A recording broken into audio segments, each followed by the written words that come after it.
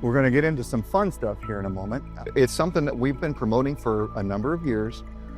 Basically, with backyard orchard culture, what you're doing is you're taking multiple trees and putting them into a smaller space, and you're working on controlling the size of those trees through pruning, the way you plant them. The great thing about backyard orchard culture is you can have multiple different varieties of fruit that ripen at different times in a successive nature over quite a bit of the year, depending on the varieties you plant. You can have fruit pretty much from April on through November if you do the successive ripening. It takes a little bit of work at first to get it going. You got to do some pruning here and there, and you have to. Some folks don't want to go out and look at their tree and do the prune that you need to do because they've worked so hard to get it to this size, and now you want to take it down to this size. But the benefit will be there.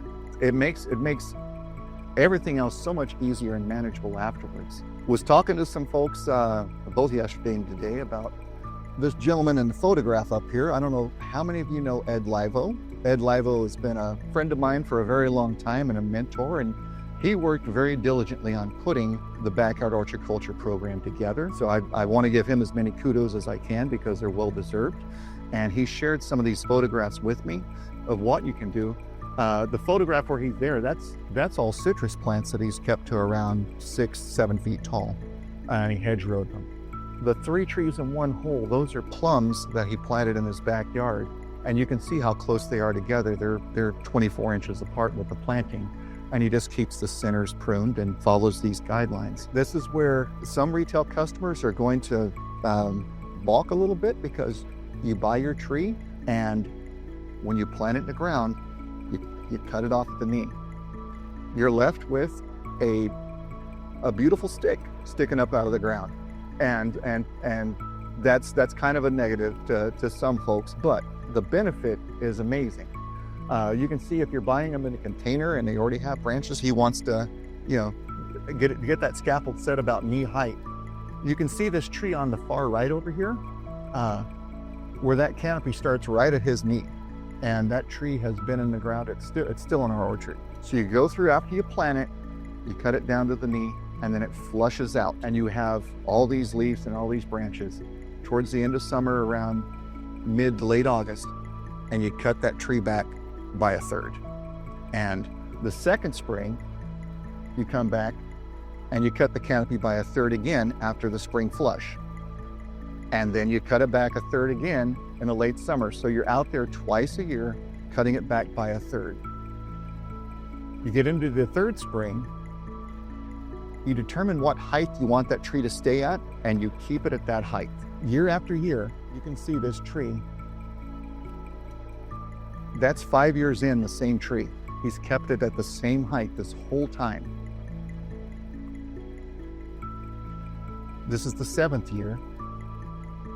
And then the up into the 8th year. So that tree, he kept it, that tree's around 5 feet tall, and it stayed that way through his use of the pruning methods. The thing with doing this type of pruning, you can create a very high density planting in a small area. That means that to you, more tree sales. It means to your customer, more fruit throughout the year. They can do these with, I have some diagrams for you on the handout where it can show you how to do 2 trees or 3 trees in one hole. You can do a hedgerow planting. There's multiple ways you can utilize the espalier trees. You can utilize the 4-in-1 multi-grafts. And this is some of the diagrams that are on the sheet that I'll hand out to you here. That gives you explanations on how far apart to plant them and how to maintain them.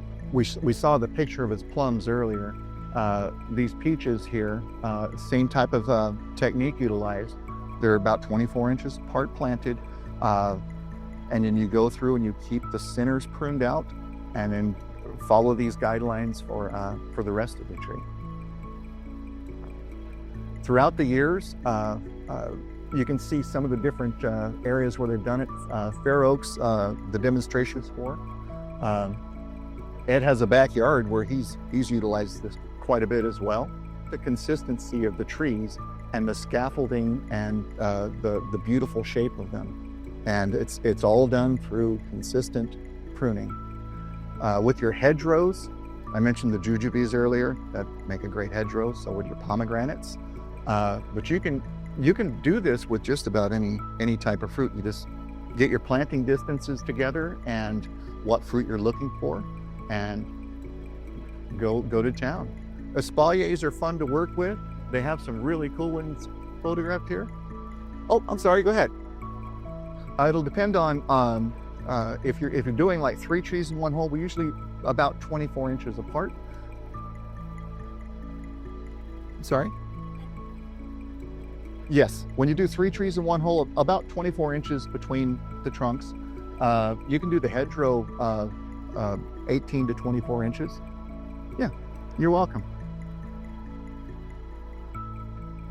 Your multi-budded trees will work along the same guidelines as the other trees. The thing to remember about multi-budded trees, when you have a 4-in-1, you'll be able to tell when you hold the tree up which one of those is the dominant branch. And if you don't keep that dominant branch under control, you're eventually going to have a Santa Rosa plum.